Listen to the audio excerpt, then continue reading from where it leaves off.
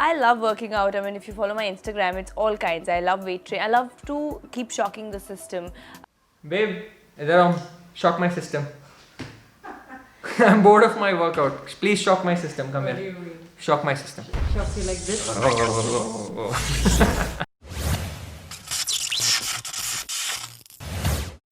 What's going on, you guys? Welcome back to my channel Zealocity. In today's video, I'm going to be reviewing Rakul Preet Singh's What I Eat in a Day. And if for those who do not know who Rakul Preet Singh is, you're clearly living under a big freaking rock, because Rakul Preet Singh is very famous, especially in the South, and she's also entered into Bollywood. She's made a few movies in Bollywood, and I really like her acting skills and everything.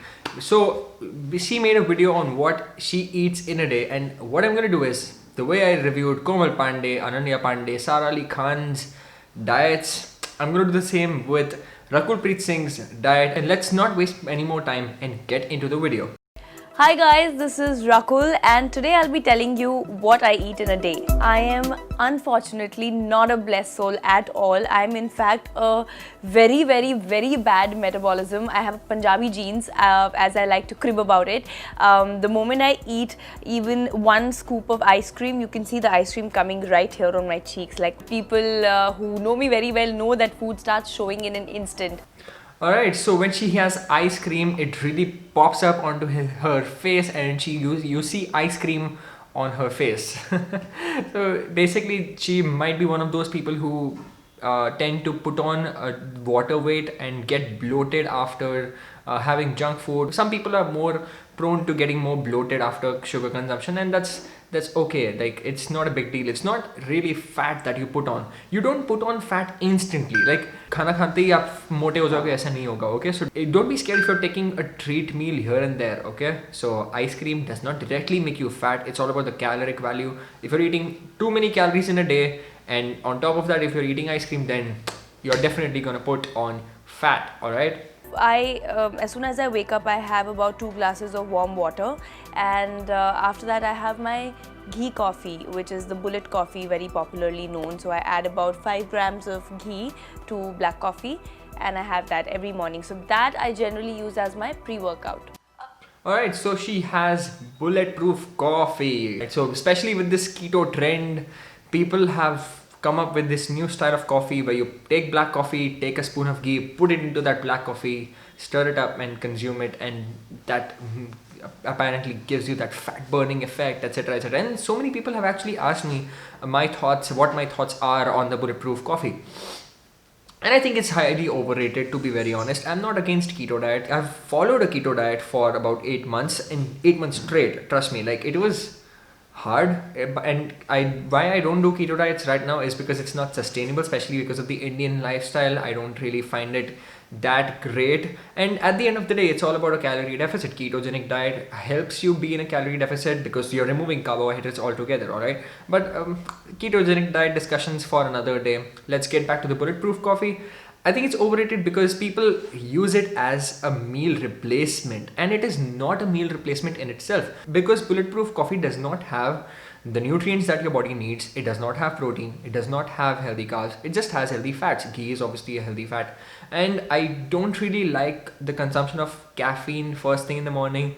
Not because it's unhealthy or something, I just don't like it, because the first thing, if you have caffeine, if you rely on caffeine for energy, then your body's natural energy production is gonna be hindered slightly. All right, so I would not really recommend having caffeine first thing in the morning. You can have caffeine later on in the day, but again, it's your choice. And if she would like to have the Bulletproof coffee first thing in the morning, it's not unhealthy. It's a decent thing, and she's not overloading her coffee with a lot of ghee. She's keeping track of it, and she's having only 5 grams of ghee, which is pretty good. All right, so let's move on to the next thing.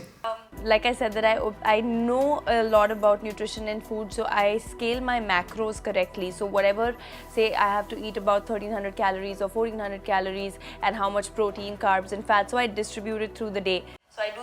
Oh god, okay. So she pretty much knows a lot, okay? And by a lot, I really mean she knows a lot, okay? Because the common person does not know anything about macronutrients and calories. Like whenever someone comes to me for a consultation, or whenever I talk to a client of mine and I tell them, so this is how many calories you're eating, and they're like, yeah, whatever. Like I give a damn about how many calories I'm eating. You just give me the plan and I'm gonna eat it. Because no, people are not interested in all this. The people who are really passionate about fitness and nutrition, they are the ones who actually tend to learn a little bit more about macronutrients and calories, etc., etc. And she clearly falls into the category that I fall into. We are passionate about fitness, and she really seems like she's very considerate, or what do you say? क्यों घूर रही है मेरे को? So she really seems like a person who is very interested in health and nutrition. All right. So that being considered, let's see what her breakfast is. So I do the permutation combinations, but generally on an average day, it's eggs and some sort of a jowar roti or a buckwheat roti with my eggs post-workout or pre-workout, whatever my breakfast time is. Okay, so for breakfast she has eggs and roti. Sometimes it's jawar roti, sometimes it's buckwheat roti, and that's pretty good. And trust me, I am a big fan of eggs for breakfast. Like, I love having eggs for breakfast. There are hardly some days when I'm actually on point with my diet and I'm on point with my schedule. I always, 9 out of 10 times, I do have eggs for my breakfast. All right, sometimes it's toast, sometimes it's poha, eggs and then poha by the side. So again, I do the same. I do the permutations and combinations as she just told, and it works out pretty much good for me. If she's having eggs for breakfast, she's going good. Like, an egg is a powerhouse of nutrients. It gives you a lot of vitamin B12, it gives you a lot of vitamin A, it gives you a lot of zinc, iron, a lot of other vitamins and minerals that are required for your body to function well. So if you're having eggs first thing in the morning, that's gonna give you a lot of energy, all right? Because the B vitamins obviously help you in energy production. So if you're having that early in the morning, like the first thing in the morning, if your breakfast is eggs, then you are doing well, all right? That's actually very good. Let's move on to the lunch. My lunch would generally consist of some brown rice, some chicken, vegetables, dal roti sabzi or a grilled chicken vegetable if I'm traveling, because that's the easiest, fish, salads, and dinner is generally lighter, so I avoid my carbs post 5 o'clock. Post 5 o'clock or 6 o'clock, I don't have carbs. Alright, so let's address the lunch first, alright? So she has grilled chicken, roti sabzi, dal, and mostly it's chicken curry, sometimes fish, whatever. And I am sure the way she sounds, she seems like a knowledgeable person when it comes to the macronutrients, and I'm sure she's having a protein on point. All right, so for those who are wondering if I'm going to repeat the same line as I did for Komal Pandey, Sejal Kumar, etc., that eat your goddamn protein, then I'm not going to say this for Rakul Preet Singh, because I'm sure she is eating a good amount of protein. All right, trust me, you need to eat protein. As I've always emphasized on in my earlier videos, your body needs protein and you need protein, so eat your goddamn protein. I'm gonna tell it to you, not Rakul Preet Singh.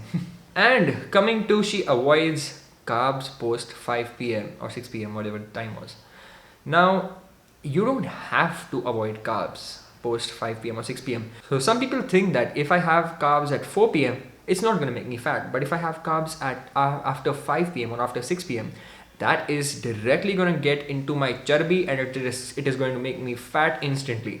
And that is not the case. I'm not saying she told that, okay, but this is something that most people presume to be the case. All right, so it is not the case. I'm sure she knows that it's not the case, but most people fall into this myth. All right, so carbs after 6 p.m. does not make you fat. Okay, you can eat carbs as long as you're in a calorie deficit. You will still lose weight, or as long as you're eating the right amount of calories for your body type and you're eating the right amount of protein, then you will not gain fat. All right, so again, she might not be eating carbs after 6 p.m. because she prefers having a light dinner and she would like to have some salad or chicken salad, whatever salad, if she wants to eat like that. All right, it's a personal preference. So by all means, if you would like to avoid carbs after 6 p.m., go for it, be my guest. So do what works best for you. And I really mean that, okay? So if you feel that a keto diet works the best for you, then do a keto diet. If you feel the vegan diet works the best for you, then do the vegan diet. If you want to avoid carbs after 6 p.m. and that works best for you, do that. All right? So the whole point here is do what works best for you, but you don't need to avoid carbs after 6 p.m. I hope you understood my point. So it's mostly a salad or grilled fish with some vegetables. Yeah, so she's having grilled fish with vegetables or some salad for her dinner, and she avoids carbs. Totally all right. I personally prefer working out in the morning before I head for shoot. So even if I'm shooting, which is most of the days, I work out at around 5:36 in the morning, and then I head to set because the stress is gone, you know. And in my head, I know that I'm done with this major task of the day, and I feel good, you know. I feel energetic. I don't have any lethargy then. So she prefers working out the first thing in the morning, and that basically makes her feel energetic, stress-free. And obviously, because when you work out, there's a lot of endorphin release, and they make you feel good, they make you feel energetic, they make you feel happy. And this is something that I personally like. I feel the same. I really like working out in the morning, but the thing is that my energy levels are not as good as the evening hours for my workout. So I don't prefer working out in the morning because of my strength issue. All right, so I feel much stronger in the evening than in the morning. So if suppose I can do a deadlift for 100 kgs in the morning for 3 reps, I can do 125 kgs in the evening for the same 3 reps. Like, you can see the difference. There's a big freaking difference. Okay, so there's definitely a 20-25 plus percentage strength increase if I do a workout in the evening hours compared to the morning hours. So it's just me. That can be different from person to person. Some people can really do a great workout early in the morning. Some people can do a great workout late at night or in the middle evening or afternoon hours. And again, do what works best for you. I work out every day. I feel like how, and I joke about this, I feel like how your body needs to shower, your cells need to shower, you know, so I like to sweat it out. I feel like my body only breathes when I work out. So yeah, I work out every day. Alright, so she works out every day and she enjoys the process, and she really likes to work out every day, and that's why she's doing it. And I really appreciate that. So many people ask me, how many rest days should I take? How many days in a week should I work out? How many days should I work out? Is it enough?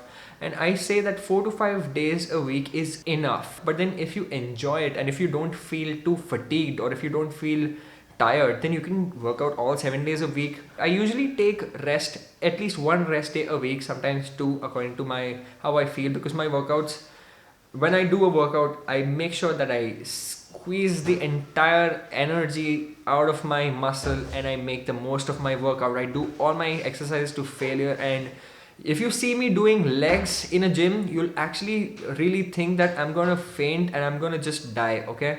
And that's how intense my leg workouts are, because I just finished my leg workout, and my girlfriend can vouch for that. Say yes. Yeah. Good. I love working out. I mean, if you follow my Instagram, it's all kinds. I love weight training. I love to keep shocking the system. Babe, shock my system. I'm bored of my workout. Please shock my system. Come here. Shock my system. Shock you like this? Most people use this term like, I am changing my workout. Instead of workout, I'm going to do functional training and I'm going to Zumba because I want to shock my system. Your body and your brain, they're extremely smart, okay? So you don't need these shocking mechanisms, okay? ऐसा कुछ नहीं है shocking my system. मैं shock किया, मेरा fat loss ज़्यादा हो गया. Nah, it's just basically you're shocking your mind. It's just the psychology, alright? You're just doing something different so that you don't feel bored because of the monotonous routine. And I don't ever get bored of my same workout routine. I do the same freaking routine every week. Same exercises done every week, over week, and that's how I make progress by increasing the weight, increasing the reps, or increasing the sets. That's how I increase my overload. So basically that's called progressive overload. For those who are my gym fellow buddies, so basically with every workout, you need to progressively overload. Even if you follow the same workout routine week over week for years, you can still make progress by either increasing the weight or the reps or the sets of workout that you do. Alright, so you don't need these shocking mechanisms. These are all faltu, fancy marketing term, just like the egg diet for weight loss or the green tea diet, whatever it was. I don't stick to one particular regime because then your body gets used to that. Your body getting used to a workout is actually a good thing, to be very honest. And trust me, this is something that I teach my clients to do when I go for personal training sessions. I tell my clients, see, the whole point of this workout session that we're doing is to get your body used to the routine, to your workout. All right, so getting used to a workout basically helps with a better mind and muscle connection and the pathway. So suppose if you're doing a bench press for the first time, your pathway will be like this. This is how you're going to do a bench press, as opposed to someone who's basically used to it. So my body is used to it, so it goes straight. It's flawless, a flawless movement. All right, so I can keep increasing the weight only if my body was used to it. That's why I can lift more weights with every workout. Either I increase my weight or the reps or the sets, as I told. All right, so you cannot progressively overload if your body is not used to a workout. So I hope it makes sense, because it is exercise science 101. These fancy terms of shocking the system, it's all just weird fancy schemes. All right, so let's move forward. I carry my food. If I know that there's going to be nothing around, then my set, it's cooked. My food is sometimes cooked on set. My boy can cook. So we carry that stove and induction and, some brown rice and dal if we're shooting in interiors where I know that there's no way I'm going to get anything healthy. Alright, so she actually carries her cook and her food and she gets it prepared on set, and that actually shows how dedicated she is. She reminds me of The Rock, the Dwayne Johnson. So he basically carries his entire gym whenever he goes for a shoot, and that's crazy. It's called the Iron Paradise. Google it if you don't know about it. So she's just as dedicated as The Rock, but obviously The Rock is super rich and super freaking dedicated, and he literally carries his meals and his gym on the go. So Skincare regime is the general, just clean your makeup and then moisturize and tone. And that's about it. And I don't do too many other things, but I do use a lot of fruits and besan and haldi and curd, all these. So she's saying her skincare routine. Do you want me to review her skincare routine? Do you think I can be a skincare and makeup blogger? I think so. Let's move ahead. Weight training. If I had to choose, I'd say weight training. Because with weight training, you're pushing your muscles to, there's something known as EPOC. Oh, so the first thing, she knows about EPOC. So for those who do not know, it's basically excess post-exercise oxygen consumption. So what this really means is, I know it's a scientific big term. I